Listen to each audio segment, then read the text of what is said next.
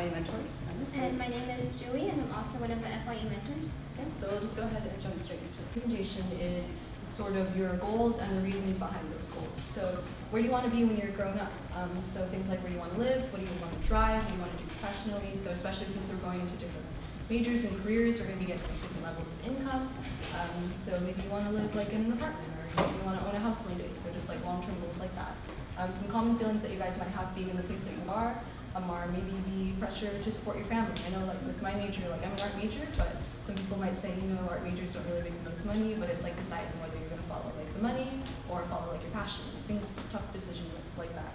And we also want to explore what's the reason that you guys like get up in the morning every day to like take your classes and go to college. So what's your ultimate academic goal? Maybe you want to get your bachelor's or a doctorate or something like that.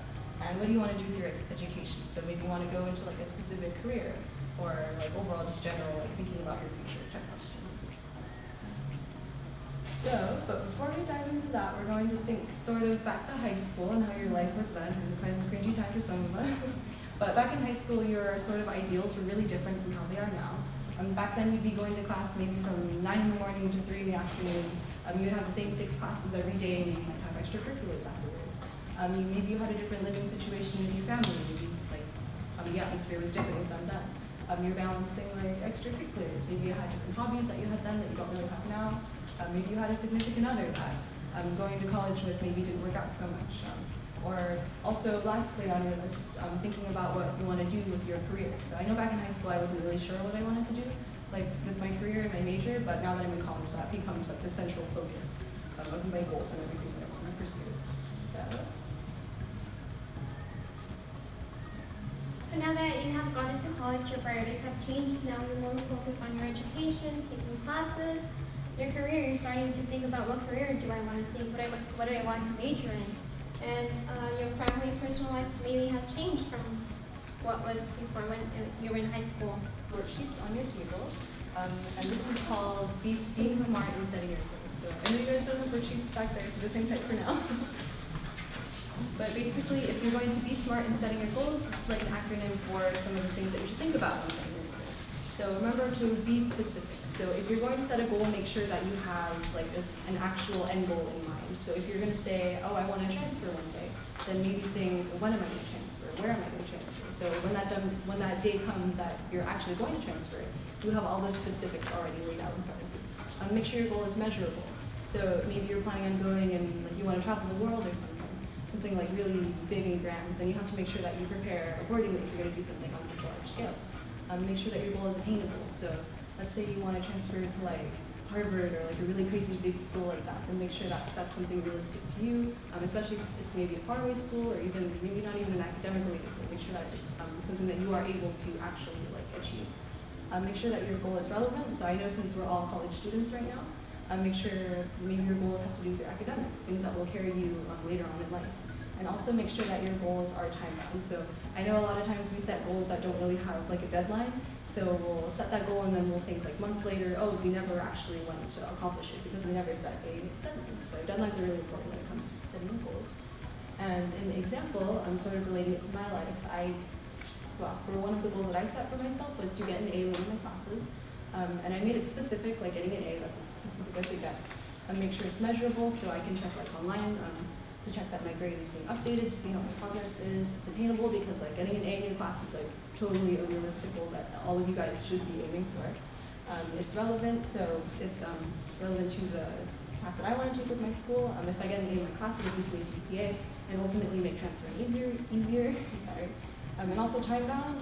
Usually finals are like in December for this month, for this semester, so I can check my grades to make sure that I'm on track by then. So I have the deadline set for myself.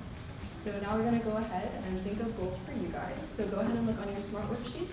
At the very top, there will be a line for you guys to pick a specific goal that you want to set for yourselves, and then go through each of the little steps and go over to see if your goal is specific, measurable, attainable, and so on. And lastly, the thing that we're going to work on next is planning a weekly schedule. So if you can find the last worksheet that you guys have, it looks kind of like a giant grid.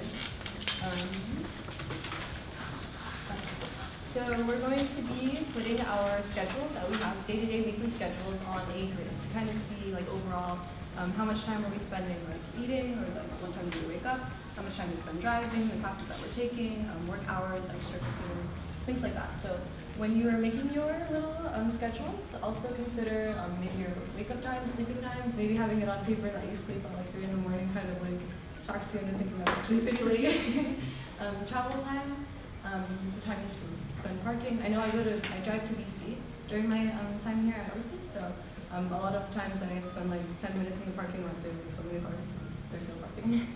Also put in the classes that you're taking, consider the locations of your events. Some personal things that you can put are the times that you spend studying, working on homework. I know sometimes work takes a lot of your schedule hours. Maybe you can put in eat time that you spend, that you put aside for spending time for yourself and your friends. So just to show you an example.